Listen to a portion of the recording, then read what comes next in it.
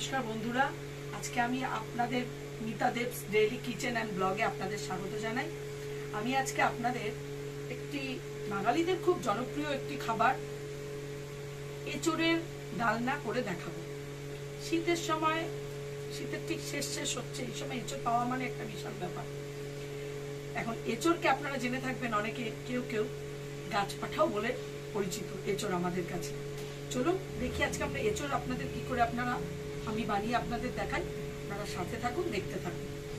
দেখুন, আমি এখানে এঁচোড় বেছে ধুয়ে সেদ্ধ করে নিয়েছি। হালকা সেদ্ধ করবেন যাতে গলে না যায়। এঁচোড়টাকে সুন্দর করে সেদ্ধ করে নিয়েছি। আর এঁচোড়ের মধ্যে আমি একটু আলু দেবো, আলু দিয়ে করবো ডালনাটা, তাই জন্য এখানে ছোট ছোট করে আলু কেটে নিয়েছি।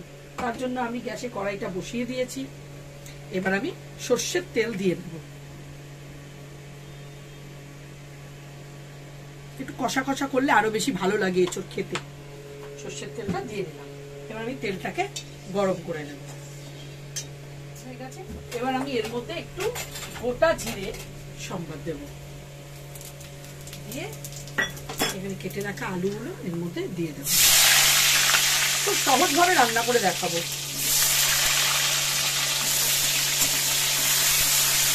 এবার আলুটা হালকা করে ভাজা হবে। আমি এর ওপর দিয়ে একটু হালকা করে নুন দিয়ে দেব। এবার এটাকে ভাজা হতে দেবো। এঁচোড় করতে গেলে কি কি মশলা লাগবে আপনাদের সঙ্গে সেটা দেখাই আপনাদেরকে। এখানে আমি পেঁয়াজ বাটা নিয়ে নিয়েছি। অনেকে নিরামিষ এঁচোড়ও খায়, কিন্তু আমি পেঁয়াজ দিয়েই বানাবো। পেঁয়াজ বাটা পরিমাণ মতো, এখানে আদা বাটা, একটু রসুনও দেব। অনেকে রসুনও দেয় না, আমি দিচ্ছি একটু রসুন বাটা এই দেব। দিয়ে এবার এর সাথে হলুদ গুঁড়ো,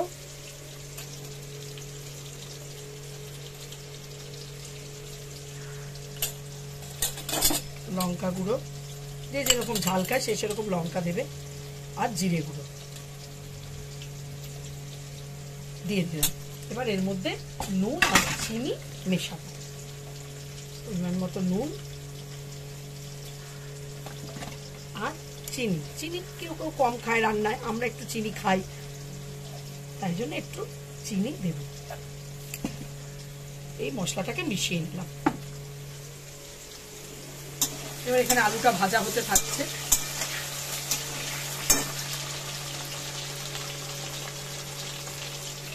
আমি একটু টমেটো একটা দিয়ে দেবো এর মধ্যে।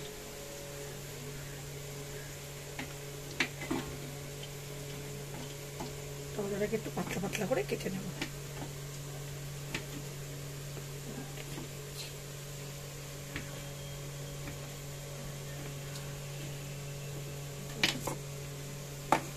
ভাজা ভাজা হয়ে গেছে, হালকা ভেজে নিয়েছি। এবার আমি এর মধ্যে একটু জল দিয়ে মশলাটা দেবো, নইলে মশলাটা পুড়ে যেতে পারে। হ্যাঁ,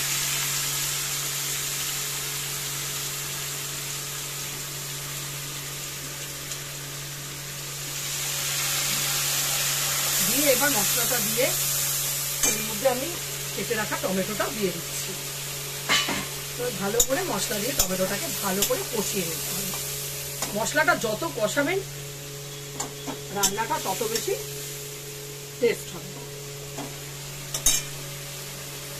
মশলাটা কি সুন্দর কষিয়ে নিয়েছি, রংটাও কি সুন্দর এসছে তরকারি। এবার এর মধ্যে আমি সেদ্ধ করে রাখা এঁচোড়টা দিয়ে দেব।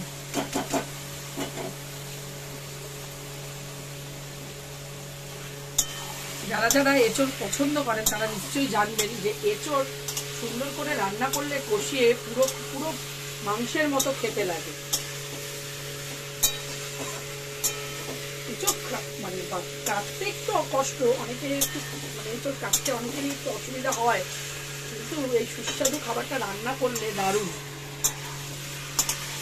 বারবার খেতে ইচ্ছে করবে ভালো করে রান্না করলে। এটা দিয়ে একটু কষিয়ে তারপরে আমি জল কষু পুরো কষিয়ে নিয়েছি। এইবার আমি জল দিয়ে দেবো, খুব বেশি দেবো না, কারণ বেশি ঝোলের দরকার নেই, মাখা মাখা মতনই করবো, তাই জন্য জল দিয়ে দেবো।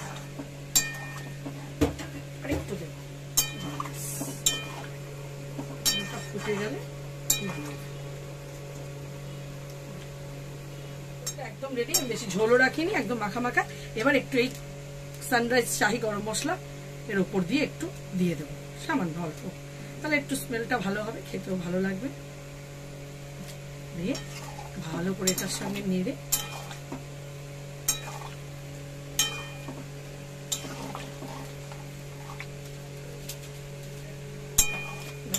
আমি এটাকে নামিয়ে ফেলব।